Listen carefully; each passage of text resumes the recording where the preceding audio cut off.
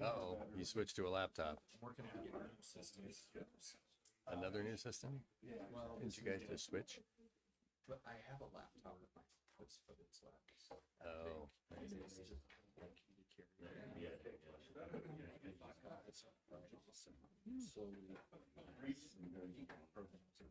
ThinkPads are really good quality.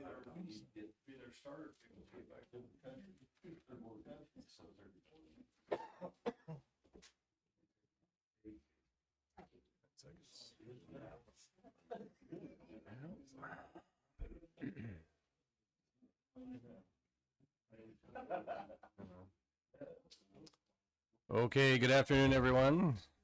Welcome to the City Council Budget Work Session here on Tuesday, September 2nd, 2025 at 4:30 p.m. Let's see, we will have another session if necessary on Thursday, September 4th, also at 5:30 p.m. if needed. Calling the meeting to order. Happy, I like to call it second Monday of a week like this. Angie, let's wait just about 10 seconds. Yes, I saw him come in, so. I don't have any jokes clean enough to tell at this point. Okay. Well, I guess we'll just do a roll call, knowing we're going to add Mr. Reeker in here at some point, so. Angie? Here. Di. Here. Bull. Here. Lucas. Here. Gary. Flanders. Beaker. McNutt. Here. Thank you. Current copy of the Open Meetings Act of the State of Nebraska is posted on the wall at the back of the council chambers. No formal vote or action will be taken at this meeting, as it is a budget work session. The subject will be discussion on the 2025-2026 City of North Platte budget. We will end the meeting at 5:25 regardless of the state, and continue if necessary on Thursday, because of course we have a city council meeting to follow this meeting. So that being said, let's begin with the budget presentation. Lane and I kind of have some things to go through here, and then we will open the floor for questions after that. Any question occurs to you during the process, feel free to pause us and ask the question. Lane, you get to start. All right. Well, good afternoon, Mayor, Council. It is a pleasure to be able to present to you after a culmination of many hours of putting a budget together with all the department heads, a budget that we are proud to present to you for the upcoming year. To start out with, we'll kind of start in the front of your book, pages 2 through 10 are the letters from the various entities that in the past have asked for money from the council. Page 2 has what their ask amount was last year, and then next to it is what they're asking for this year. Pages 3 through 10 are the different letters from the entities. Because of the limited time today, we did not ask them to come to present, but if there's anything from that you would like to ask them, a few of them are here and some of them are not, but we could get answers for you going forward. And so that is in, like you said, in the first few pages of the budget book. If we jump then to page 11, is our general fund. Both are asked for this coming year and what our actuals and budget amounts have been the prior years. If you look at 24 budget was 35.5 million. The 25 budget was 37.17 million. We're estimating to come in about $600,000 to $700,000 below budget and actual spending for the year, and our revenues are projected to be around 500,000 above projected, and so we should have a budget surplus of about $1 million over the budgeted amount. For 2026, in the basically the far right hand column, you'll see our budget asking for general is $38,233,000, which is a 2.86% increase. I'll get into a little bit of where that is coming from in our slide presentation here in a bit. You'll see some departments actually went down in their budget ask and some went up, just depending. And that's in your, the percentage changes are in the far right column. Again, that's about a 2.86% increase over last year's. We turn to page 12. That shows our cash reserve. We're showing a cash reserve at the end of this fiscal year of 2025 of a total of $16,927,000. That includes a $4 million beginning cash balance for this upcoming year, and then the about 12.9 million for actual reserve cash balance.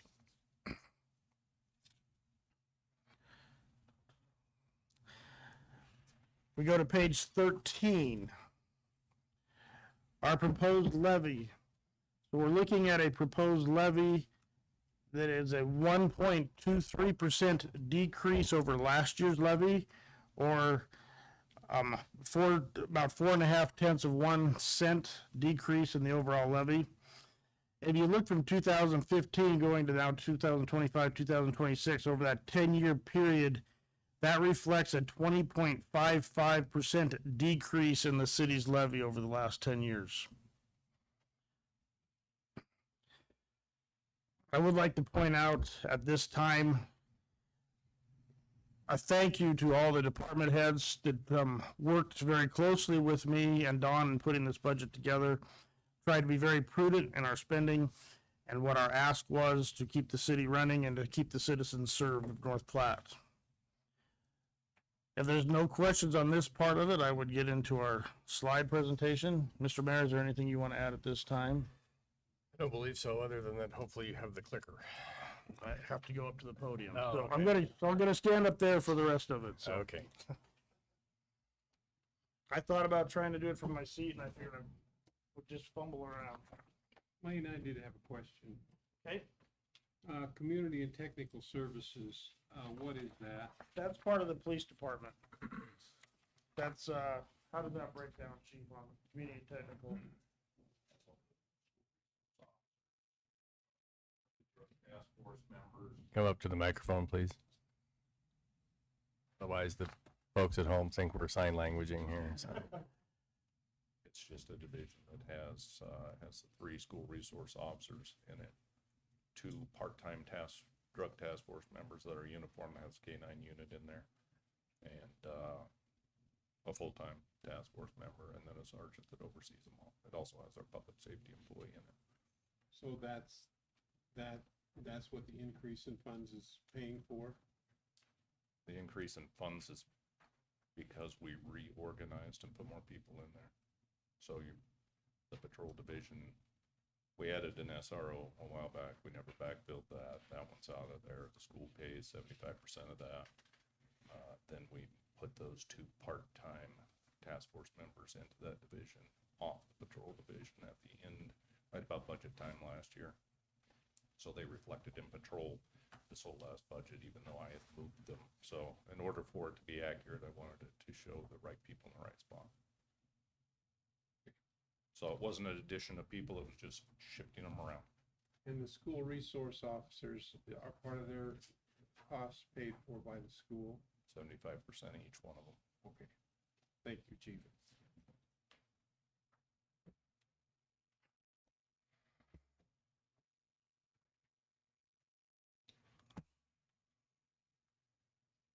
Okay. Use the right arrow. It's not the right arrow. There you go. There we go. Okay. All right. Slide number 1 is just a little snippet. The orange bars show the city valuation, the tax valuation since 2014. That was about 1.3 billion in 2014. It is now a little under 2.2 billion in valuation. Shows it going up each year. And then the green line kind of towards the top is in the dollars on the right hand of the screen, the property tax dollars, and that shows that in 2014, it was just under 7 million in ask, and in 2026, we're asking about 7.5 million. So that shows the changes in over 10 years in the actual dollar asking and also the valuation, showing that the valuation has gone up more than the dollar asking amount.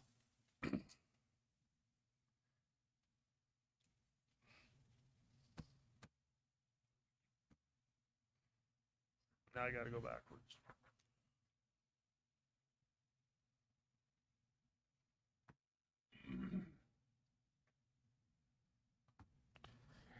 This graph shows what the city levy's done, as I mentioned earlier, since 2014. Showing the combined levy was over 50 cents, and now we're at about 35 cents in 2026. These two pie charts represent from 22, I wanted to show kind of a difference, 22, 23, of the different taxing authorities for the city of North Platte. Whereas the city in 23, our total piece of the pie of the in 2022, 2023 was 21, a little over 21.5% of all the property taxes. And in 24, 25, it was just over 20.5%. So it's showing that our piece of the pie has gone down a little bit as different things shift around as we continue to work to lessen our levy with the city.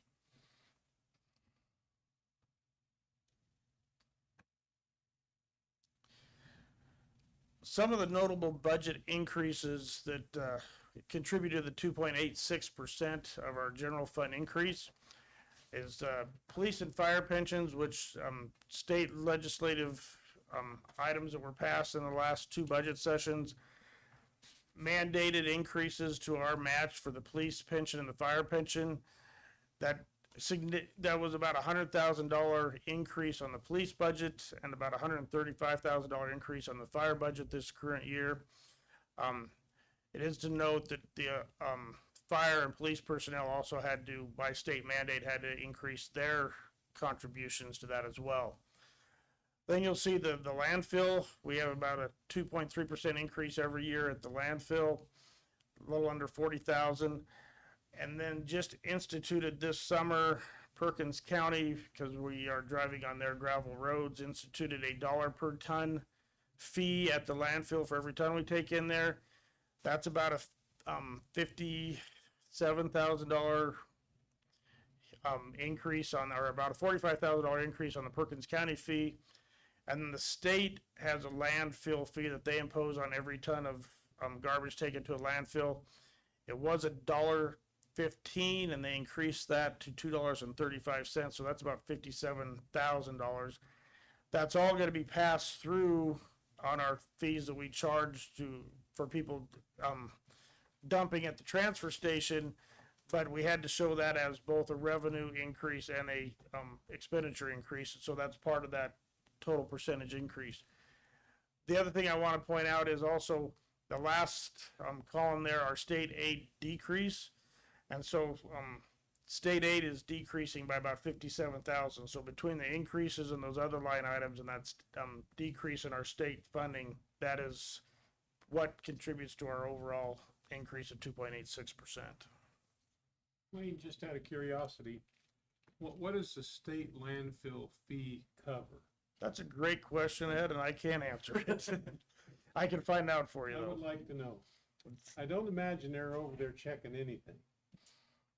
When I've been to the landfill, I've not seen anybody from the state. Thank you.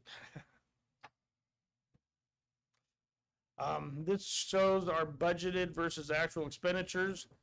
The blue lines are our budgeted expenditures each year for the past 10 years, and then the orange line is our actual expenditures, showing that every year we spend less than what we budget. And this year is going to be no exception through prudent work of every department of watching every dollar and being careful. We're going to be under budget again in our spending.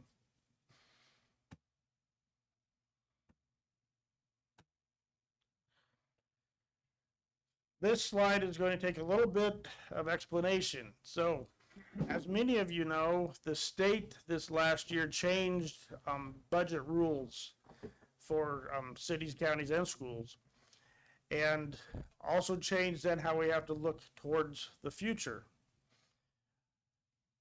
If you look in option 0, so if we did not ask for any additional dollars in property taxes, it would show our levy going down to about 34.9 cents.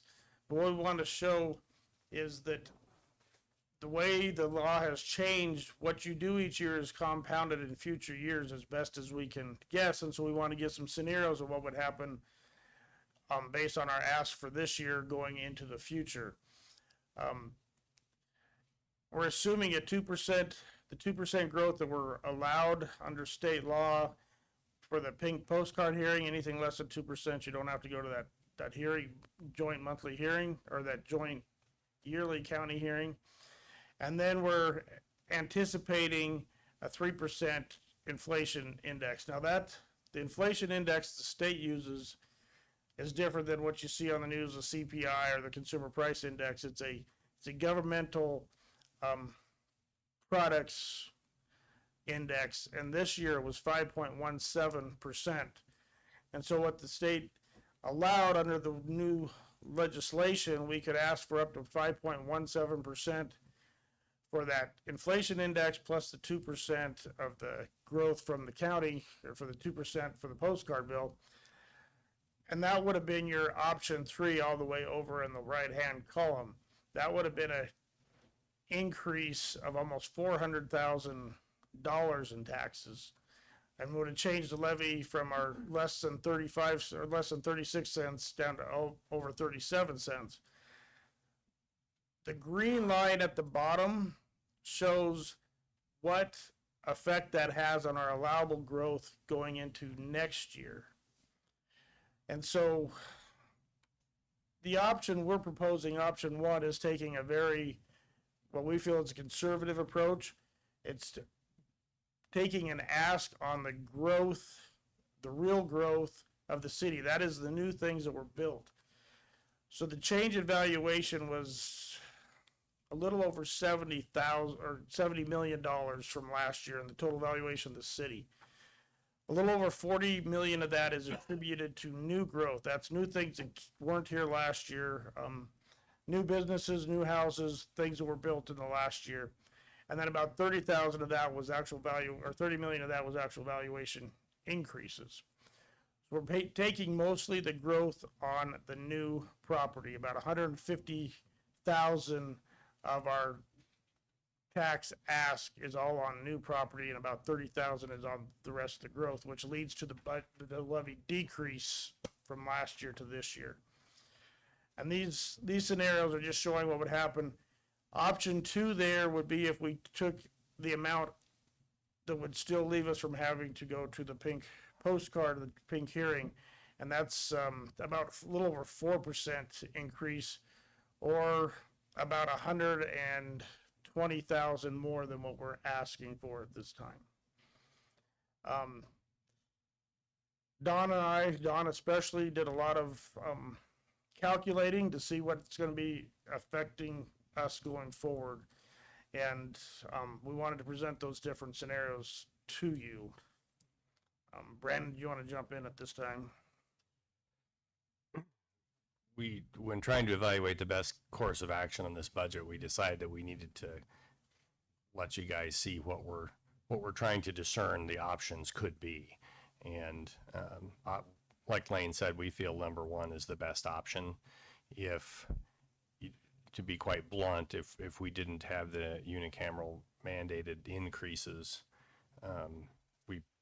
I don't know that we would have option 1. We might be over at option 0, except I don't know that we would want to do negative growth, because that would harm us in the future, particularly if we were subject to some sort of natural disaster where power poles are broken or streets are destroyed, or or something along those lines. Negative growth probably isn't the right approach. But so what we've taken is this very minimal growth right here that will cover that, or those increases, and also allow us to lower the levy at the same time.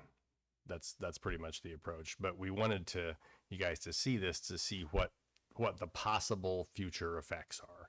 Now we have to take a guess at that. Well, we know what the 2% is, but the 3%, we have to take a guess at what we think that's going to be. And so we've taken the conservative number of 3% because it's pretty achievable given the government price index that the state is using. It's also possible that this approach, as implemented by the unicameral, will have the opposite effect that what they were hoping. Lane did several meetings with other city administrators across the state, and I sat in on one of them, and there were probably 20 folks on that meeting, so 20 different towns, many of them our size, some of them smaller, and they had the gambit of approaches. I mean, some of them were going to take the maximum because they felt that's what the best thing for their community was to do, because they didn't want to miss out on any possibility of future growth. Others were going to take the approach more like we're going to do, or we're recommending, I should say, which is a somewhat minimal growth approach. We wanted you guys to see what the options and the possible effects are. None of those numbers beyond this next year are any more real than anything else. But based on the averages and looking back, we feel pretty confident, and that's what this will look like going forward. I do think that there's some chance that the unicameral will take another look at this next year, and the set of rules we're playing by a year from now may be different than what we're doing today. But obviously that's in their purview and not ours. Thank you, Brandon. Yeah, I would say many of the cities that I've talked to, many of my peers, they're taking either closer to option 2 or somewhere between an option 2 and option 3. Mainly because they don't know what their needs are going to be in 3 or 4 years down the road. Some of them are cities without sales tax, and so they don't have anything else to rely on for big increases. But we believe that option 1 will be okay for us. It makes me a little nervous, but we don't have a crystal ball, and so no one will we'll be standing in three years. I may look back and kick ourselves, but this is the approach that we're taking. Elaine, just so I help you understand and make sure I'm There's a lot there, Brad. Yeah, I'll try and do my best. let me ask a couple questions. So the green highlighted line, that is the percentage of our cap, correct? We talk about growth, that's the cap of taxes. If we need to increase, that's what it would actually decrease that number. So Option 0, if correct? you look at right above the green line, that available growth, that's what we're thinking will be our number for next year that'll be available. And so then the green's kind of showing the difference between where we're at and if we went on either one of those options, 0, 2, or 3. So that's a difference in growth. But then if you look up towards the top, when you look at what the tax request is, where in option 1 we're looking at a $189,000 increase in our tax request. If you went with option 2, it'd be a $309,000 increase over this current year's request. And if you went to option 3, it'd be $5 million. So it'd be that, or 500,000. So it'd be that plus that growth then down below, the difference to those numbers, if you will. Right, but this math is figuring out the tax cap.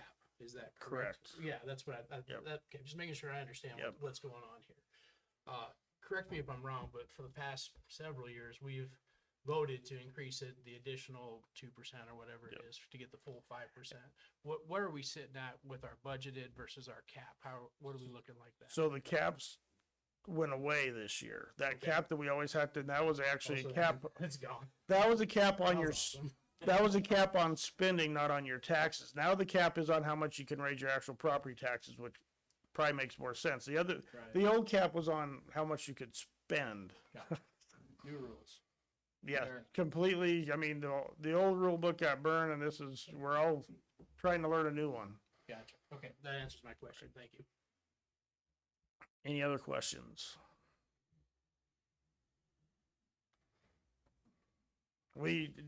Dawn made a number of calls to her peers, and I've reached out to some of mine, and this is everyone's best guess, if you will, because it's a little murky. We even reached out to the state auditors, and Dawn and I both sat in into some seminars with state auditors, and for everyone, it's murky at best. I'm not sure if we mentioned this, but it is relevant to understand that the way the new sets of rules work is that if you, whatever percentage of growth that you could have taken in a year that is not taken is in essence left on the table. You cannot go recoup it in future years. So if we don't take some growth, whether it be a lot or a little, whatever we don't take we can't assume it in the future years based on the current set of rules. There's a part that they're letting us keep for next year since it's all new, but this is like the base year, and after that, the mayor's exactly right. If you don't take it, you lose it. So I'm assuming that based on this algorithm, people are going to increase their taxes because they don't want to miss out on potential growth. I'm afraid that's what's gonna happen in a lot of places. Sure seems like And that's the not argument. what we're trying to do For here. sure. No, I'm not, I wasn't Yep, accusing you of but- anything. yep. But that seems like how that's structured, Yep. which is the opposite of what I think they're trying to accomplish. Yeah, that was our assessment as well. Yep.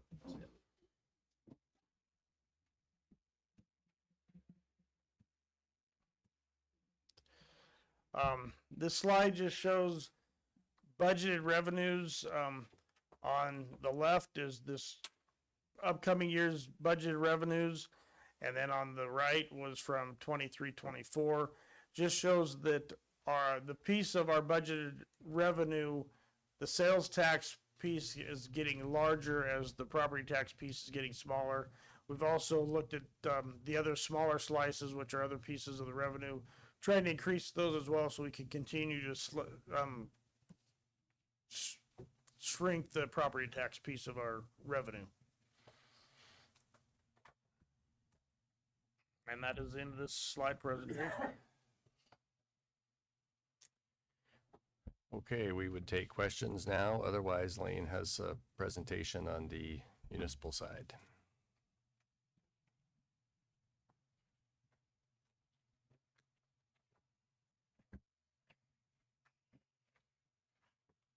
Looks like you still have the floor. All right. Is there any other questions on the Oh, general? sorry, Yes, one Pete. more. Yeah. First time seeing the 4 scenario there. I'm having a hard time seeing it. Give me an example, if you don't mind. You've poured months into this budget. I like the 0 option. I like 0 option 1, obviously. But where could we really get burned on that in future years? Give me an example of an unintended consequence. I like what we're trying to do. I'm not advocating increasing 2% at all. But I just want to know where that can really burn you in future years.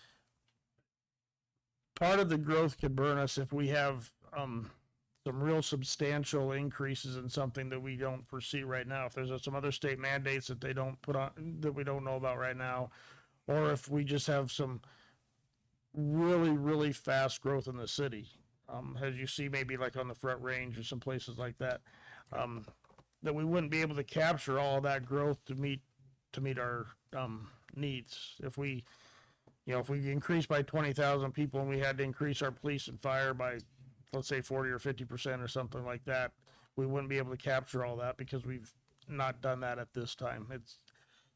Why I say this is the decrease in state aid by us lowering our levy is infuriating. You know, they're penalizing us, the state is, for being conscientious and trying to do the right thing with lowering our levy.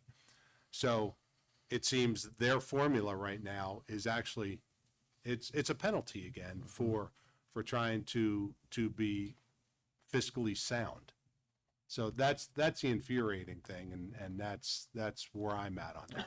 And I think that goes along with Councilman Garrick's observation that, trying to take very little increase in taxes, no more than we need this year, could be detrimental to us in the future, but we're going to do the right thing. Okay, thank you. Let me ask this question, Lane. This is only a cap on our property tax ask, correct? Correct. So we could make it up in a sales tax. Yes. Or other revenue sources that we have. We have a sources. So Correct. worst case scenario, we have some options. There would be some options. We'd have to raise user fees and some things Right, like right, that. right. Not fun options, I'm not suggesting. Right. But it's not like the city would have to shut down or anything like that. So, Correct. thank you. But, yeah. Mr. Mayor, can I add some comments to that? Of course, go ahead. You know, I think you guys are taking a prudent approach. I just don't feel good about trying to play games with this whole lid thing. I mean, I've got you calculated at 2.49% increase on the total real estate tax ask. That's the number that's important to me. In other words, how much are we just trying to raise that where valuations are up about 3.7%? I mean, inflation's commonly known at about 3% right now, give or take a little bit. So you're 0.5% below that. And I agree with what Brad just said is that, you know, if development's going to create a need for taxes, well, we should be focused on sales tax, user fees. I mean, there's things you could implement. You know, I don't want to see a food and beverage tax get implemented, but if you had a whole bunch of stuff going on in your community, you could look at things like that, or occupation related taxes. I still think our goal's been to lower the burden on the real estate taxpayer. And so I'm really glad to see your recommendation. I think it makes a lot of sense. We can keep providing feedback to Lincoln too. I mean, you don't know, those rules could be constantly evolving, and it seems like it's better to do the right thing. I mean, there certainly could be an argument that you should take it up and put the money in reserve for future tax relief, but that just doesn't always happen like that. So I appreciate the approach you guys are taking here. I think 2.49% on the total real estate ask is just to be under the inflation rate, I think shows a commitment to it. I mean, specifically, this is only for one budget year, though. Correct. So we may have a little struggle for 1 year, but we could modify things that follow. Well, it's because it builds on each year. So if we're really conservative this year, it does actually lessen our ability to increase in the future years. That's why I think some are taking the approach where they're taking everything they can this year so they have more in future years. But I don't think that's, to agree with Brad, that was not, I don't think, the legislative intent, and that's, we're basically asking for what we feel is what we need to keep the services in North Platte to the standards that the citizens deserve and ask for. Oh, I appreciate what you're doing. But it's a little worrisome, you know, just because you don't know what the future's going to bring. But we hope we're taking the right approach. If it works, we can always figure out how we can cut some expenses. That's what we always say, and I will tell you, we've worked really hard over the last number of years to really cut expenses, but something would have to go. Yep. I agree with what you're doing.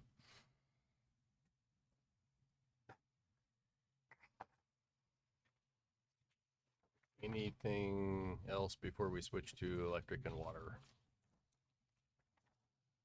Go ahead, Ty. Maybe just real briefly, a staffing, just a quick capsule on additions in overall staffing numbers. I think that'd be good for you just to touch on it real quickly. For the most part, in most departments, we don't have any staffing changes. We did add a senior accountant position to the admin finance side, and we moved some positions around.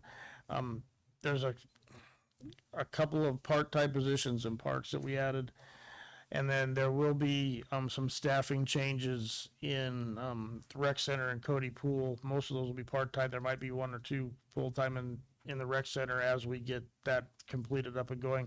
More of that will be realized in the next year's budget, not in this year's budget. So that's the big changes, but most departments did not see any staffing changes. Where's the point where we have growth to where, especially on police side, the staffing pressure comes? Are we pretty comfortable, or is there enough change and growth in the market that we're starting to push on ourselves hard? And Chief Reeves asked for a couple more staff, and I kept it steady this year. So I guess we'll see if that was the right thing and the wrong thing to do in the next year. But I think both fire and police would agree if they could be at 100% of their current levels at more than a few weeks at a time, it would help. And we've had some people retire, and we've had some people go to other agencies, and so we've had some gaps in being full staff throughout this last year, the full year. And so it's just being up to full staff would probably help. And both of you agree with that? But it's something we continue to watch to see when would be the right time to ask the council for additional staffing. Thank you. I think we just got a world that's getting more complex all the time with legal issues. If you look at the arrest reports or whatnot, I mean, I don't have the statistics right in front of me, but it just seems like there's evolution positive. And so I trust you and Chief Reeves that you put the budget on the table you're comfortable with, or you be telling us otherwise. But I think we don't want to lose sight of the safety in the community being such a high priority too. But I know you guys, I know that's your first priority, so. We've taken advantage, Chief Reeves have taken advantage of some technology things that we put in place that have really helped. They've helped cut down investigation times and made it, I guess, easier sometimes to find some things. And so, you know, we'll continue through all departments to look at new technologies where it makes sense and try and limit how much we have to increase staff, but we're constantly aware of that in all departments. No, thank you. Okay, we have about 20 minutes. okay. If you want to go to about page 86 for utilities, electric department, you'll see increase in purchase power, partly because we're going next council meeting, we will be, council meeting on the 16th, we will have a presentation by MPPD for a new contract. And so we're anticipating some increases in our purchase power cost. We also, partly because of sustainable beef and some other things that have come online this year, we've had an increase in our actual power usage. So we are budgeting an increase in purchase power cost, but we're also have an increase in revenues from power.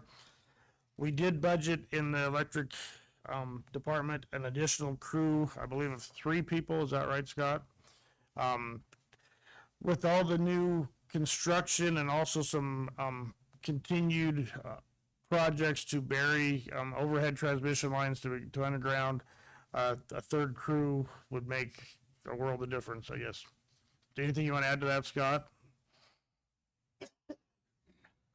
I said they wouldn't have to talk, but now he's the second one that's had to talk, so. Well, with all the growth and stuff, with all the contractors, it's all we can do just to keep up with them with the staffing we have right now.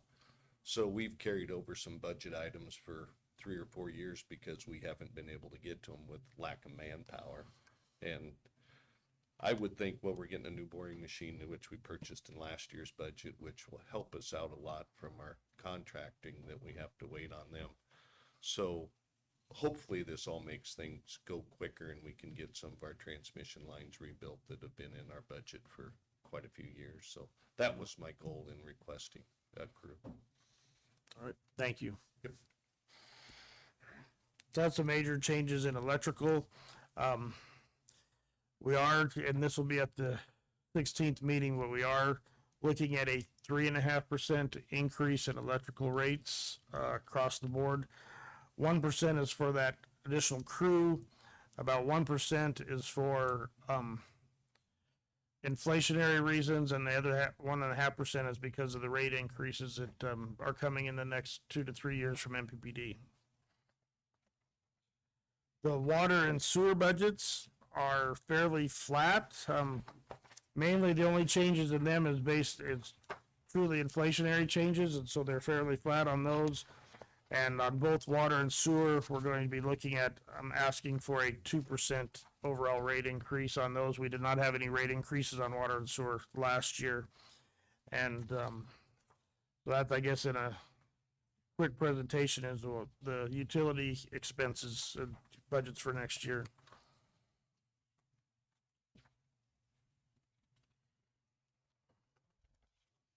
Well, it was a very informative 4 minutes. Does anyone have any questions? Would you call out what you have in there for the industrial plant as well? Towards the back of your budget, pages 104 and 105, or 106, 104 through 107 is the industrial wastewater plant. And so we've been operating the interim plant, is online now, or going online this next week. We've been operating kind of a combination with the lagoon system and with partial of the plant that's been built so far. It'll be all through the next budget year to get the rest of that plant built, but we are treating sustainable beef's wastewater at this time. So we have about, we're on our third month of revenue, Tony, is that right? Revenue and expenses. And so we have a budget for next year, still weren't running on the interim. Basically as a pass-through on all the costs, just a pass-through for them on the costs, and then they will also have the bonds that they will be paying for through their rates as well. And so that's what's shown on those pages. And Lane, when you say they, you mean sustainable beef. Sustainable beef, correct. Okay. That is still a little bit, there's some guesstimating on that as we're still building that plant as far as how it's going to completely operate. We have 2 operators for that part of that side of the plant. And once we have a full year after it's completely running, we'll be able to better know those costs. And we modeled this after some peer cities of ours that have similar beef processing plants.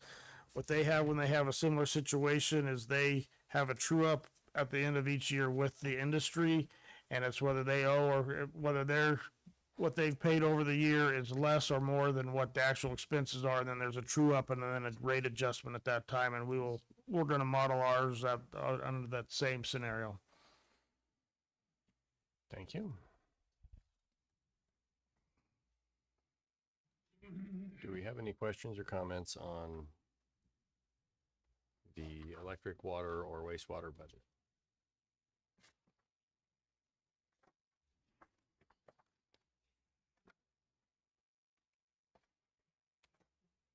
I guess one final piece of this is the cost of living for the wages, as was negotiated last year with the 4 unions. It's based on the CPI that comes out in April, which is the March CPI from the Kansas City region, and it's rounded to the nearest quarter. That CPI and that was released in April was 2.7%. So we have budgeted in a cost of living of 2.75% across departments for the wages. I'm anticipating with what inflation is doing right now that it's going to be considerably less than that next year, unless something weird happens. Lane, with the projected growth that we have, how are we sitting with our wells and water supply? We have one well to put online that's out by the airport, and that'll be well number, I think it's the 14th or 15th well. We're sitting at a good spot with our water. Right now, we are doing preliminary searches for another well site for over the next few years, but we're sitting at a good point right now. Okay, thank you. Anyone have any other questions or comments?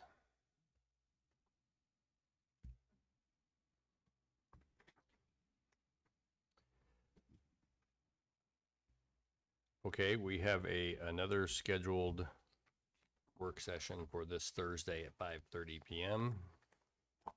Given that it's 13 minutes after and no one has any questions, does anyone feel that we should have the meeting on Thursday? Because if you say no, if no one speaks up, we'll cancel it. So.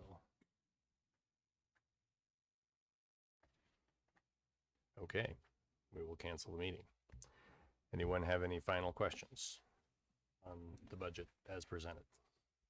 It will come. Yes, sir. To Ed's question earlier about that. Hey, Dennis, would you come up to the mic, please? State landfill fee. I got on real quick. 65% of that increase goes to Integrated Solid Waste Management Cash Fund, for whatever that means, which helps cover environmental emergencies and Superfund site cleanups. So, Chernobyl at Sutherland or something, have a problem. But yeah, it's just pretty, doesn't really tell you a whole lot. It's just a cash reserve. Thanks, Dennis. Thanks, Dennis. See, city is a never-ending source of information. Okay, any last questions or comments? Obviously, the budget will be before the council again, so if anything should come to mind, feel free to reach out to Lane or I. We'll do our best to answer the questions, and we'll have the budget before us again on the 16th. Okay, Thanks to all the city departments that worked hard again this year, to be prudent on their spending and to, serve the citizens of North Platte. So I just want to thank all the city staff for all their hard work. So thank you. yes. Thank you very much. Thank you. Ditto. What's that? Yes. Yes. Yep. Okay, this meeting is adjourned. We will reconvene as regular city council meeting at 5:30 PM. Which is about 15 minutes.